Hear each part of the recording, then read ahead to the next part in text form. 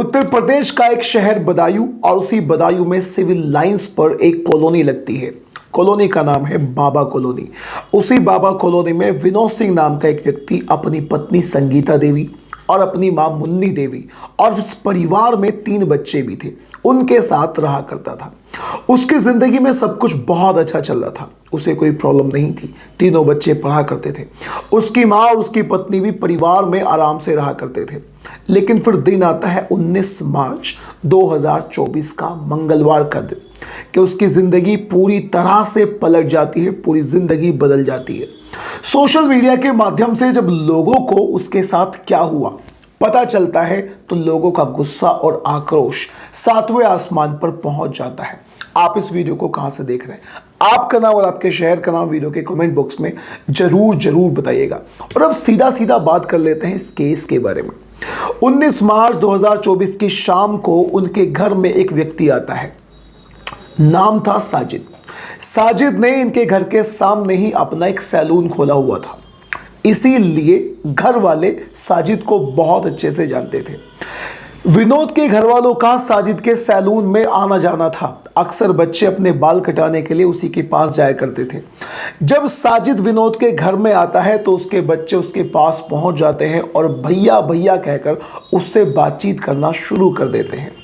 इससे पहले कि परिवार वाले कुछ समझ पाते, साजिद संगीता देवी के पास जाता है, विनोद की पत्नी के पास जाता है और उससे बोलता है कि भाभी जी, मुझे 5,000 रुपयों की ज़रूरत है क्योंकि मेरी पत्नी जो प्रेग्नेंट है, आज रात को 11 बजे का डॉक्टरों ने उसकी डिलीवरी का उसे टाइम दिया है। तुम कैसे भी करके मेरे लिए 5,000 रुपयों का इंतज़ाम कर दो। संगीता देवी इस बात को सुनकर सीधा अपने पति को फ़ोन मिलाती है, उनसे पैसे देने की परमिशन लेती है और पैसे लेने के लिए घर के अंदर एक कमरे में चली जाती है। और इसी बीच में विनोद की मां मुन्नी देवी साजिद के लिए चाय बनाना शुरू करती है। वो साजिद से बोलती है कि तुम बहुत दिन बाद घर के अंदर आए हो, मैं तुम्हारे लिए चाय बनाती हूँ।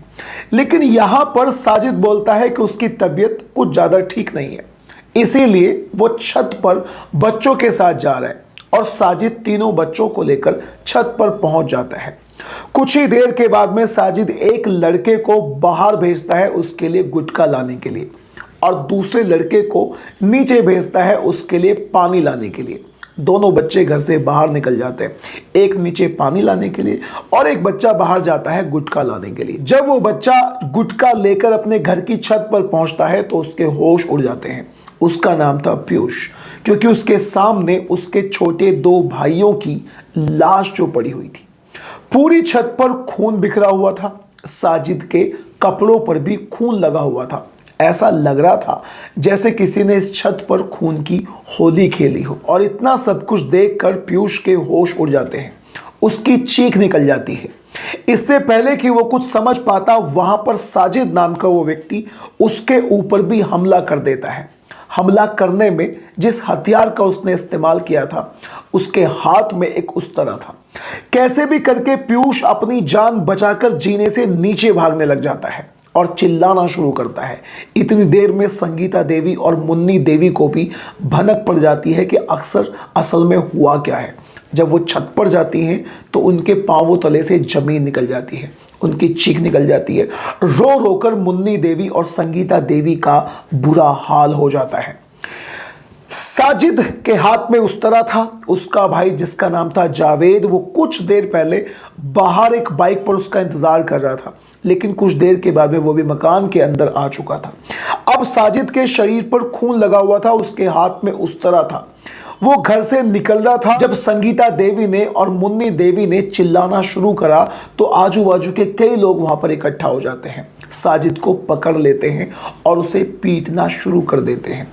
उसका पीट कर बुरा हाल करते हैं, लेकिन उसी समय पर कोई पुलिस को बुला लेता है। मौका वारदात पर पुलिस पहुंच जाती है और पुलिस साजिद को अपने साथ लेकर चली जाती है। लेकिन बाद में खबर आती है कि साजिद का एनकाउंटर कर दिया गया। घर वालों से बहुत सारी बातें की जाती है तो पता चलता है कि साजिद की और विनोद की कोई भी किसी भी अंदाज में दुश्मनी नहीं थी। लेकिन दोस्तों, अगर एक बार को यह भी सोच लिया जाए कि उन दोनों की दुश्मनी थी, तो क्या साजिद ने उन 2 मासूम बच्चों को मारकर, एग्जैक्टली अगर देखा जाए तो उसकी प्लानिंग उन तीनों ही बच्चों को मारने की थी। लेकिन कैसे भी करके पीयूष ने उसके चंगुल से छूटकर अपनी जान बचा ली, लेकिन पीयूष के अंगूठे में चोट जरूर लगी थी। अब आप इस तरह के केसेस के बारे में क्या कहना चाहते हैं? दुश्मनी कोई भी रही हो, मामला कोई भी रहा हो, साजिद का इस तरह से विनोद के बच्चों पर अटैक करना उसकी दुश्मनी को कितना जस्टिफाई करता है? अपनी राय कमेंट बॉक्स में जरूर बताइएगा। साजिद ने गलत किया, सही किया, इसके बाद में क्या होगा? असली मैटर की तह पर जाने के बाद पुलिस वाले क्या पोल खोलेंगे वो एक अलग बात है, लेकिन साजिद ने सही किया या गलत किया, अपनी राय कमेंट बॉक्स में जरूर बताइएगा। और दोस्तों, अगर आपको क्राइम स्टोरी सुनना अच्छा लगता है then do subscribe to this channel.